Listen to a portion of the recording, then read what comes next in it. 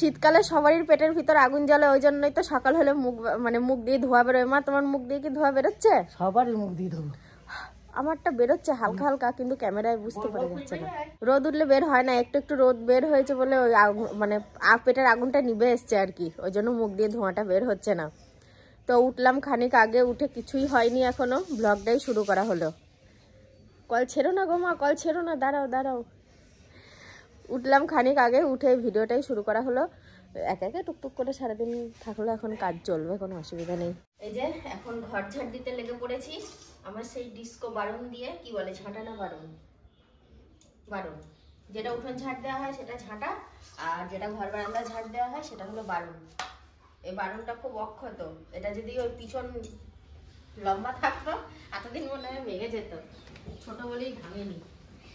একটু টান করে নিলাম। আজকে হলো মঙ্গলবার, আর এখন বাজে সকাল 8:45। গরমের দিন হলে এটা 6:45 বাজতে, জানো তো, কিন্তু প্রথম শুটটা যখন নিয়েছি তখন 7:30 মতো বাজে। তো চলো এইভাবেই চলুক, আর কি করা যাবে।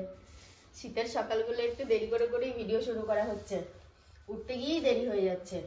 মানে উঠে পড়ছে ঘুম থেকে, জেগে থাকছি কিন্তু বিছানা ছাড়া হচ্ছে না, এটাই আর কি। গেলাম ঘুম থেকে উঠে একটু চায়ের দোকান খুলিনি বলে বাড়িতে এসে বলছি খুলিনি, তোমার কথা মতো চলে এসেছি। দিয়ে বললো ওখানে একটু তাহলে চা বানাও, দিয়ে চাটা বানাই।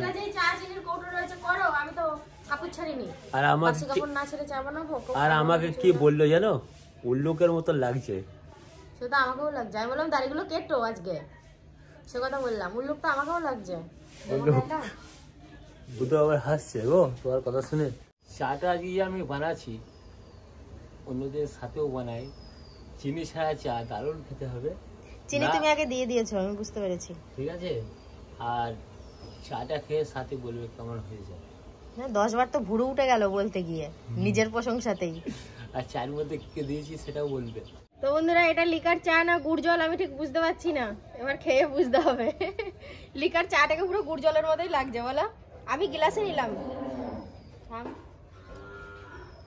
তোরাই বল তাহলে। আমি গ্লাসে নিলাম যাতে অনেকটা হয়, আর কাঁচের গ্লাসে খেতেও সুবিধা হয়। এখন ছাদে রোদ পাবো আর চা খাবো। এখন এই যে টিভিটা পরিষ্কার করছে, আমি না এই জায়গাটা ভালো করে নাগাল পাই না, ওই জন্য পরিষ্কার করা হয় না। আলমারিটা মুছছিলাম, দিয়ে বললাম একটু উপরের দিকগুলো মুছে দাও, মুছে দিল, ওই জন্য টিভিটাও মুছছে। নাগাল পাওয়া যায় না। যখন আমরা এই নিচে বসে খাবার খাই, এই উপরে যখন মানে টিভিটা দেখায় তখন একটু ঘাটটা উঁচু করে দেখায়, ওই জন্য আমি অনেকটা এদিকে পিছিয়ে আসি। আচ্ছা, ক্যামেরায় ঠিকঠাক ধরা পড়ছে কিনা আমি বুঝতে পারছি না, একটু জুম করে তোমাদেরকে দেখাচ্ছি। আমি বাজারে যাচ্ছি ওর সাথে স্কুটি করে, তো হঠাৎ চোখ পড়লো, আমি না প্রথমে দূর থেকে বুঝতে পারিনি, দিয়ে দেখি হ্যাঁ সব পাখি বসে রোদ্দুর পোয়াচ্ছে। এগুলো কি পাখি গো, এত বড় বড়? কি পাখি আমি জানি না, হেভি লাগছে দেখতে। আর যেখানটা দিয়ে যাচ্ছি সত্যি খুব সুন্দর। এই রাস্তায় আমাদের সময় শর্ট ফিল্মের শুট হয়েছিল, তোমার কি সেটা মনে আছে? খুব মনে আছে। এখানে অনেকে পিকনিক করতে আসে, পিকনিকের মাইকও বাজছে একটা দূরে। পাখিগুলো দারুণ লাগছে, কাছে গেলে মনে হয় উড়ে যাবে, জানো। কাছে গিয়ে দাও সেটা শুটটা নিয়ে আসি। কি বলতো, আমি বাড়িতেই ছিলাম ছাদে বসে, আর আমি বলছি কি যে তাহলে চলো, ঘরে তো তেমন একটা সবজি টবজি কিছু নেই, অনেকদিন বাজারেও যাওয়া হয় না, বাজারে গেলে অনেক রকম সবজি পাওয়া যাবে, তো ওখান থেকে কিছু কিনে নিয়ে আসি। ও বলে ঠিক আছে চলো, 10টা মতো বাজে। তো বাড়ি থেকে বেরিয়ে পড়েছি, রান্না বান্না করে নিয়ে গিয়ে তারপরে বাজার করব। গরমের দিন হলে কি আর এইভাবে রোদ্দুরে দাঁড়িয়ে তোমাদের সাথে কথা বলতে পারতাম, কিন্তু শীতের দিন বলে ভালোই লাগছে বেশ। আজ আবার বেশ কিছুদিন পর বাজারে আসলাম, যখনই বাজারে যাই তোমাদেরকে শেয়ার করি। তো ছাদে দুজন বসেছিলাম, হঠাৎই মনে হলো যাই একটু বাজার করে আসি, ঘরে সেরকম সবজি নেই। তো চলো একটু পাক মারছি, এখনও কিন্তু খালি ব্যাগ হাতে নিয়ে ঘোরাঘুরি করেই যাচ্ছি। আর জানি না কেন এটা আমার সিস্টেম, জানো তো, যতই মাছ মাংস সবজি পাতি কিনি না কেন, সবার প্রথমে আলু দিয়ে শুরু না করলে আমার বাজারটাকে ঠিক মানে আমার নিজের পোষায় না। তো সেই জন্য আমি আলুর খোঁজ করছি, আর পুরনো আলু ঠিক নিতে চাইছি না, পুরনো আলু নিতে ভরসা পাচ্ছি না, যদি মিষ্টি হয় সেই কারণে। কিন্তু বুঝতে পারলাম না কেন গোটা বাজারে আজকে নতুন আলু কাউরির কাছে নেই, ছিল একজনের কাছে, একদমই ছোট ছোট দেখে পছন্দ হলো না, ওই জন্য নিলাম না। তো শেষমেশ মনে হচ্ছে পুরনো আলুই আমাকে নিতে হবে। আর এই বাজারটায় আমি প্রথমবার আসলাম।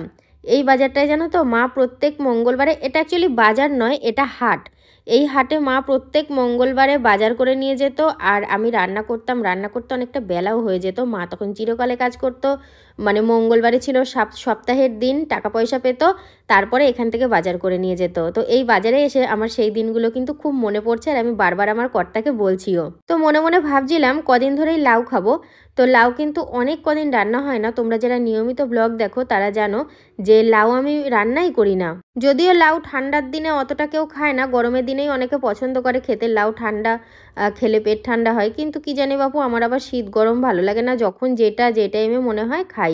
মা বাতের জন্য লাউ খাওয়া প্রায় বন্ধ করে দিয়েছিল। তো আমি দেখলাম মা কয়েকদিন আগে লাউ শাক খেলো, তো সেই কারণে ভাবলাম ঠিক আছে চলো একটা লাউ নেওয়া যাক, চিংড়ি দিয়ে বানানো যাবে। যেই জিনিসগুলো চোখের আড়ালে থাকে সেগুলো মনে হয় কতই না ভালো। তো সেরকমই দেখো, বেগুন একবারে নিচ থেকে হাটকে হাটকে খুঁজছি, মনে হচ্ছে যেন একদম কচি বেগুনগুলো নিচেই থাকবে। তো বেছে বেছে আমি 3টে বেগুন নিলাম, বেশি নিলাম না। 3টে বেগুন ফুরিয়ে গেলে যখন আবার সবজিওয়ালারা যাবে বাড়ির কাজ দিয়ে তখন আবার কিনে নেব। আমি তো আমার মতো বাজার করছি, বাজার করতে করতে মনে হলো ওর কথা, এদিক ওদিক তাকিয়ে দেখি কি কোথাও নেই, কিন্তু ও সামনের দিক থেকে ক্যামেরা করছে, আমি সেটা বুঝতেই পারিনি। তো সবজি কেনা হয়ে গেছে, এখন আমি মাছ বাজারে ঢুকিনি। তো দেখলাম কাঁচা টমেটো। তো কাঁচা টমেটো ও যখন পছন্দ করে ভাবলাম নিয়ে নিই। আর কাঁচা টমেটোর একটা বিশেষ গুণ আছে জানো তো, যদি 4-5 দিনও বাজারের ঝুড়িতে রেখে দেওয়া হয় কিচ্ছু হয় না, যেমন টমেটো তেমনই থাকে। আমি নিলাম ঠিকই, তবে আজকে কিন্তু রান্না করব না। তবে কি বলতো, আজকে শীতের সবজিগুলো গুছিয়ে নিলাম, মাছ মাংস সেরকম কিছু না নেওয়া হবে না।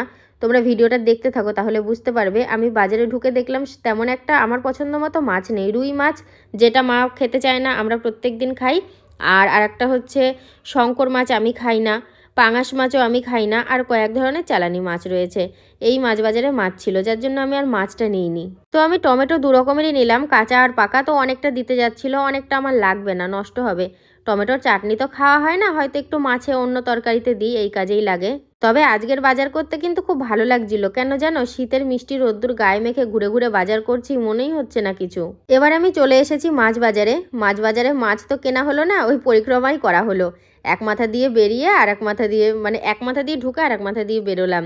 ও বলছে দেখো যদি মাছ না নাও তো আমি অন্য বাজার থেকে নিয়ে দেবো, আর অসুবিধা নেই, এখানে একটু গ্যাপ দিলেই আর একটা করে বাজার আছে। গরম না খুব? হ্যাঁ, মা যখন হাটে আসতো এই দোকান থেকে পরোটা খেত, ও তাই বললো চলো মা যে দোকানে আসতো তোমাকে ওই দোকান থেকে খাইয়ে নিয়ে আসি। বাজার কমপ্লিট হয়ে গেছে, একটা ইস্টার শুট ছিল ছোট্ট করে, এখানে করে নিলাম। পুরো 10টায় বেরিয়েছি, 11টা বেজে গেছে, আবার বাড়ির দিকে যেতে হবে। কিন্তু দুঃখের বিষয় আমি মাছ মাংস কিছু নিইনি, পছন্দ হয়নি। শঙ্কর মাছ, পাঙাশ মাছ আমি নেইনি। চলো, কর্তার সাথে বেরিয়েছি বলে কথা, চা খেতে হবে না, চা তো ও আমাকে খাওয়াবেই। তো এক জায়গায় আবার দাঁড় করালো, দাঁড় করিয়ে চা খাওয়াচ্ছে। তো আমি একটু চা খেয়ে নিচ্ছি ওর সাথে, আর বদমাইশি করছে, বলছে তোমার তো আমার থেকে বেশি চায়ের নেশা ধরে গেছে, যখনই বলছি চলো খাও তখনই তুমি খেতে শুরু করে দিয়েছো। বাড়ি আসলাম বাজার থেকে, তারপরে দেখছি গোপাল ঠাকুর নিয়ে চাল পয়সা তুলতে এসছে। তো গেটের সামনে এরকম প্রত্যেকের বাড়ির গেটের সামনে দাঁড় করাচ্ছে আর চাল পয়সা তুলছে। গোপাল ঠাকুরটা কি সুন্দর লাগছে বলো, মুখটা খুব মিষ্টি। তবে এরকমটা আমি ফার্স্ট টাইম দেখলাম যে ঠাকুর বাড়ির সামনে দিয়ে নিয়ে গিয়ে চাল পয়সা তুলছে। অনেক সময় কিন্তু অনেক আগে বহুরূপী সেজে আসতো, আমি জানি না কেন ছোটোবেলা থেকে এটা আমার খুব ভয়, যেই বহুরূপী দেখতাম তাদের কাছে যাওয়া, কিছু দেওয়া তো অনেক দূরের কথা, দৌড়ে গিয়ে ঘরে দরজা বন্ধ করে দিই। আজও আমি সেই ভয়টা মনে রয়েছে আমার, বহুরূপী দেখলেই বুকের ভিতর ধুকপুকানি শুরু হয়ে যায়, আমি দেখতে পারি না, খুব ভয় করে। বাড়িতে চলে আসলাম, বাজার নামিয়েছি, এবার রান্না করব। লাউটা কিনেছি না, চিংড়ি মাছ পাইনি, দিয়ে একটু রাগ হয়েছে, দিয়ে আবার বাজারে গেছে, বলছে শেষবেলা হয়ে গেলেও হয়তো পাবো, লাউটা কোটো। আনলাম ঠিক আছে, তাহলে আমি তো কোনো মাছও আনিনি, তাহলে অল্প স্বল্প করে কমাসমা মাছই নিয়ে এসো, তাহলে মাছ আর লাউ চিংড়ি হবে। আর অন্য যে সবজিগুলো আছে, এই যে অন্য সবজিগুলো আমি করে রাখি, আলাদা করে রাখি। শীতকাল তো সবজিটা বেশি করেই কিনেছি, ওই প্রত্যেক দিন মানে সবজিওয়ালার অপেক্ষা কি রান্না করবো একটা চিন্তা থাকে। এখন 2-3 দিন আর চিন্তাটা থাকবে না, মোটামুটি সবজি যা আছে নিশ্চিন্তে রান্না করতে পারবো। দেখো লাউ চিংড়ির একটু হেসে নিই, এই হাতাটায় লঙ্কা ভাজা করি। হ্যাঁ, এই হাতাটা খুব তাড়াতাড়ি করেই আমি নিয়ে এসে সবাইকে দিচ্ছিলাম। তো লাউ চিংড়ি দেখো অল্প রয়েছে ওর আর আমার মতো। আর এই হচ্ছে পালং শাকের তরকারি, যেটা আমার ননদ বানিয়েছে। ও পালং শাক তরকারি করলে বেশি করে করে, আমি যেমন লাউ চিংড়ি করেছি বেশি করে করেছি। এটা আমাদের মাথাতেই থাকে যে যেটা করব বেশি করে করব, দুজনকেই দেব। আর এই হচ্ছে মাছটা শুধুই বানিয়েছি। আর ভাতটা একটু দেখাই, ভাতটা আজকে ঠান্ডা হয়ে গেছে গো, ভাতটা সেই প্রথমে বানিয়েছি না, সেই কারণে লাস্টে করলাম, আর গরম থাকতো। রাত্রে শুধু রুটি হবে, আর দুবেলার মতো রাত্রে শুধু রুটি হবে, রুটি বলে ফেলেছি, রাতে শুধু রুটি হবে, আর দুবেলার মতো ভাত আমার করা আছে। তো চলো এই কাউন্টারে ভরে দিই, নাহলে বিড়ালে এসে পুজো করবে, আমরা আর পুজো করতে পারবো না স্নানের পর। আজকে তোমাকে দেরি করিয়ে দিলাম তো, স্নানের পর বসে আছো আমার জন্য। কি হয়েছে তাতে? আমার খারাপ লাগছে, আর কি হবে? খারাপ কিছুই না, কোনোরকম মাথায় সেদিকটা দিয়েই ভাত পাচ্ছি। কেমন আর গাটা মোছো ভালো করে? গা মোছা আছে, শুধু মাথার জলটা। স্নান কমপ্লিট হলো, কটা বাজে গো? 2:15। 2:15। খেতে বসে গিয়েছি, খেতে খেতে একটা কথাই বলছি সাথীকে, আমি আজকে আমি কিন্তু 10 কেজির ওজনের মাছ খাবো। বলা হয়ে গেছে, 10 বারের ওপর বলা হয়ে গেছে যে আজকে 10 কেজি ওজনের মাছ এনেছি গো। 10 কেজি ওজনের মাছ পুরো গোটা না, তার থেকে কেটে নিয়ে এসেছি। কেটে নিয়ে এসেছি, এবং মাছ কর্তা বলে যে মাছ বেচছে, সে বললো কিনা সায়নদা আজকে কিন্তু তোমার কপালটা খুব ভালো, তুমি 10 কেজি ওজনের একটা মাছ তুমি নিয়ে যাচ্ছ। আমি বললাম কি মাছ? বললো কিনা ব্রিকেট মাছ, 10 কেজি ওজন, তুমি দাদা 1 কিলো নাও। এই যে আমরা 1 কিলো নেবো না, আমি 500 গ্রাম নেবো, কত করে নেবো বলো? দিয়ে যাক দাম দর হলো, নিয়ে চলে আসলাম। 350 টাকা করে বলছিল, 300 টাকা করে নিয়েছে। 10 কেজি হবে না, কেজি 4-5 হবে মাছটা। যাই হোক, আমি তো দেখিনি গোটাটা, তবে আমি শুনে বলছি, তবে মনে হয়েছে না খেতে খুব ভালো হবে, জানো তো। আমি কিন্তু 100 বারের উপরে কিন্তু বললাম, 10 বারের উপর বলা হয়ে গেছে, জানো তো। দেখো তো কেমন লাগছে এই শাড়িটা পরে। তারাপীঠ গিয়েছিলাম এই শাড়িটা পরে, তো আমার কালারটা খুব সুন্দর লাগছে।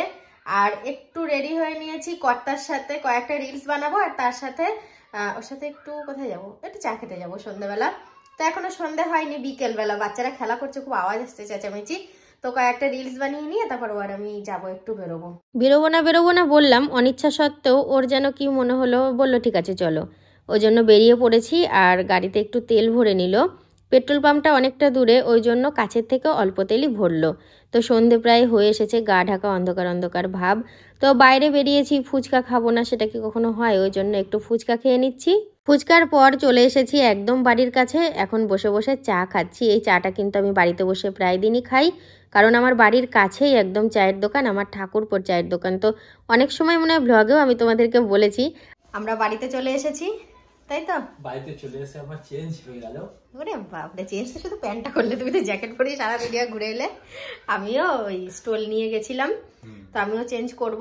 ওই ঘরে মায়ের সাথে গিয়ে দেখা করে আসলাম, বললো যাও সুতির ছাপা শাড়িটা পরে নাও। গিয়ে হ্যাঁ, আর আমি তো বলছি তুমি সব সময় এরমই থাকো, শুধু রান্নার টাইমটা বাদ দিয়ে এনি টাইম। দেখো রুটি করে নিয়ে আসছি, শুধু যদি বলি মা বাবার জন্য রুটি বানিয়েছি তাহলে 7টা হলেই হয়ে যায়, মায়ের 4টে বাবার 3টে। এখানে মনে হয় 10টা রুটি আছে, কারণ ও দেখছি কদিন ধরে সন্ধ্যেবেলা রুটির খোঁজ করে, যদিও সন্ধ্যে পার হয়ে গেছে। আর এই বেগুনটায় এখন তেল মাখাচ্ছি, বেগুনটা পোড়াবো। আমার ননদ বলেছে যে বেগুনে নাকি তেল মাখিয়ে পোড়ালে খুব ভালো হয়, তো সেই জন্য আজকে আমি দেখি বেগুনে তেল মাখিয়ে পোড়ালে খুব সুন্দর নাকি বেগুনের খোসাটা উঠে যায়। একদম দেখেছে চকচক করছে, লাইটে ছটা মারছে, যে বেগুনটা পুড়িয়ে আসি। রাতের খাবার বানানোর পাট শেষ হয়ে গেছে, মা বাবাকে খেতেও দিয়ে দিয়েছি, আর আমাদের দুজনের খাবার এরকম ঘরে নিয়ে এসে রাখলাম। এখন কিছু কাজ আছে ঘরে, এগুলো পরে গিয়েছিলাম, ভাজ টাজ করে রাখি। তো তারপরে বিছানাটা ঝাড়বো, বিছানাটা ঝেড়ে শুয়ে থাকবো। এখন 9:45 মতো বাজে, তারপরে ও আসবে, খাওয়া দাওয়া করে ঘুমিয়ে যাব। তো আর কি করবো না দেখিয়ে পুরোটাই বলে দিলাম, আর বলে দিয়েই ভিডিওটা শেষ করলাম। তো চলো বন্ধুরা, আজকের মতো সবাইকে গুড নাইট বলছি, দেখা হচ্ছে আবার কালকে সকাল থেকে।